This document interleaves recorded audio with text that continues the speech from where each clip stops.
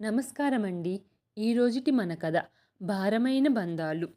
ఇంటి ముందే ఆటో ఆగగానే చిన్నపిల్లలా క్రిందికి గెంతి గేటు తీసుకొని తనకు స్వాగతం చెప్తున్న పూలను, రెమ్మలను చేతులతో స్పర్శించి పులకించిపోయింది శారద.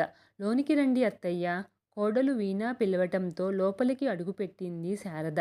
ఇల్లంతా కళ్ళతో పరికించింది. ప్రతి వస్తువును తాకి కుశలమడిగింది. అయ్యయ్యో! ఏమిటి వీణా? తాతగారి ఫోటోకి దండ వాడిపోయింది. రోజూ వేయటం లేదా? నువ్వు సరే పనిలో ఉంటావు. ఆయనేం చేస్తున్నట్లు? ఏమండీ? ఏమండోయ్? శారద, అప్పుడే మొదలుపెట్టావా? రేపట్నుంచి అన్నీ నీ ఇష్టంగానే చేసుకుందువుగానిలే. ఇప్పటికి పదవోయ్. చేతులు జోడించి ఉంటున్న భర్తతో చెమ్మగిల్లిన కళ్ళతో అంది శారద. నా ఫోటోకి వేయమన్నానా? చెప్పండి. మీ నాన్నగారి విషయంలో కూడా. అత్తయ్య, కాఫీ తీసుకొని కాసేపు రెస్ట్ తీసుకోండి, వీణ అంది. కోడలి మాటి ప్రకారం విశ్రాంతి తీసుకోలేకపోయింది శారద. ప్రతి చిన్న విషయమూ గుర్తు చేసుకొని గుచ్చి గుచ్చి అడిగింది వీణ. పనంతా నీ ఒక్కదానిపై పడి ఎంతగా చిక్కిపోయావో పాపం. నేనొచ్చాగా వంట పని చూసుకుంటానులే. కోడలి వైపు ప్రేమగా చూస్తూ అంది శారద. శారద, టాబ్లెట్ వేసుకొని కాసేపు విశ్రాంతి తీసుకోవోయ్ అన్నారు బలరామయ్య లాలనగా. ఏం విశ్రాంతండి? ఈ 10 నెలలు విశ్రాంతి తీసుకొని కాళ్ళు చేతులు చేవ చచ్చిపోయినట్లున్నాయి.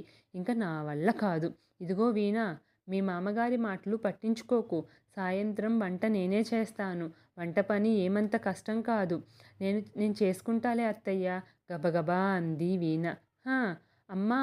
రవి రావటమే తల్లి పాదాలు తాకి ఆమె మెడ చుట్టూ చేతులు వేశాడు. శారద రవి నుదుట ముద్దు పెట్టుకుంది. రవి తన ప్రాణం, తన ఒక్కగానొక్క బిడ్డ. ఎంత ప్రేమగా పెంచుకుంది. కంటిపాపలా కాపాడుకుంది. వాడికి ఈ అమ్మంటే ఎంతో ప్రేమని. ఈ 10 నెలలు ఎలా ఉన్నాడో వెర్రినాన్న. వీణ, నా చేత్తో వాడికి కాఫీ కలిపిస్తానమ్మా అంటూ వంటగదిలోకి వెళ్ళి ఫ్రిడ్జ్ ఓపెన్ చేయబోతున్న అత్తగారిని కంగారుగా ఎదుర్కొంది వీణ. ఫ్రెండ్స్ బలవంతం చేస్తే బయట తాగి వచ్చానమ్మా అన్నాడు రవి. పగలు మెల్లిగా సంధ్యబొడిలోకి ఒదిగిపోతున్న చంటిదాన జాడలేదు. శారద ఊరుకోలేకపోయింది. వీణ, చందు స్కూల్ నుంచి రాలేదా అంది. నిన్న మా చెల్లాయి వచ్చింది అత్తయ్య.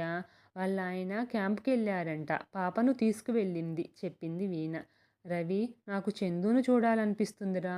పొద్దుపోయింది కదా. రేపు తీసుకొస్తాలే అత్తయ్య, వీణ అనటంతో శారద మాట్లాడలేదు. ఆ రాత్రి ఎంతకీ నిద్ర పట్టటం లేదు శారదకి. ఏదో అర్థం కాని వెలితి, అశ్రాంతి కలిగిస్తుంది. నిన్నటి రాత్రి ఎన్ని ఊహలు. ఈ 10 నెలల తర్వాత తన వాళ్ళ సమక్షంలోకి చేరుకుంటానన్న ఆనందంతో నిద్ర పట్టలేదు. కానీ ఈ రాత్రి నిద్ర పట్టడం లేదు. అయితే ఆనందంతో కాదు. ఇదిగో మిమ్మల్నే. అత్తయ్య పాప కోసం 100 సార్లు అడిగారు.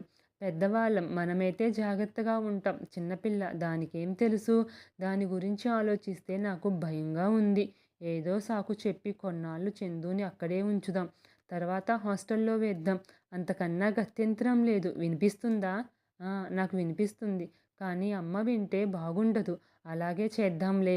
ఇక మాట్లాడకు, రవి అన్నాడు. రవి తన ఏకైక సంతానం, తన ప్రాణం, తన కంటిపాప.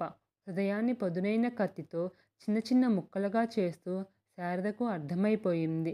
వీళ్ళింక తనని తమతో చేర్చుకోరు అని. తనని డిశ్చార్జ్ చేస్తూ డాక్టర్ పదే పదే చెప్తారు. చూడండి, కుష్టు అనేది పాపఫలం కాదు, శాపం అంతకన్నా కాదు. ఒక వైరస్ వల్ల మాత్రమే వస్తుంది. ఇది వంశపారంపర్యంగా కానీ ముట్టుకుంటే కానీ వచ్చేది కాదు. మీకు పూర్తిగా తగ్గిపోయింది. మీరు ఫ్రీగా ఇదివరకటి జీవితం గడపవచ్చు. Wish you good luck. మరి వీళ్ళేమిటిలా? భర్త వైపు చూసింది శారద. తన మాట కోసం, తన ఉనికి కోసం తప్పించే భర్త ఇప్పుడు నిర్లిప్తంగా రాణి నిద్ర నటిస్తూ వీళ్ళ కోసమా ఈ 10 నెలలు పరితపించింది. కాగితం పెన్ను తీసుకుంది శారద. నేను ఈ నిర్ణయం తీసుకున్నందుకు బయటికి ప్రకటించలేకపోయినా మీ అందరికీ ఆనందంగా సంతోషంగా ఉంటుంది. ప్రతిక్షణం నా వాళ్ళ ఆత్మీయత కోసం తపించే నాకు ఒక్క రోజులో ఎంతటి ఆదరణ ఎక్కువైన అంగాలను తొలగించినట్లే, తక్కువైన అంగాలను తగ్గించుకోమంటున్నారు. అలాగే భారమైన బంధాలను వదిలించుకుంటూ కృత్రిమ బంధాల్ని కొనుక్కుంటున్నారు మానవులు. ఎంత ప్రగతి సాధించారు. సాధించిన ఈ ప్రగతిలో నేను ఇమడలేక వెళ్ళిపోతున్నాను. ఒకవేళ నేను మరణించినట్లు తెలిస్తే నా లైఫ్ ఇన్సూరెన్స్ బాపతు డబ్బు కుష్ఠరోగుల నివారణ కోసం కృషి చేసే సంఘానికి ఇవ్వండి. ఇదే నా కోరిక. సెలవు శారద. కథ పేరు భారమైన బంధాలు. ఈ కథ కనుక మీకు నచ్చినట్లయితే ప్లీజ్ లైక్ చేయండి. మన ఛానల్ని సబ్స్క్రైబ్ చేసుకోండి.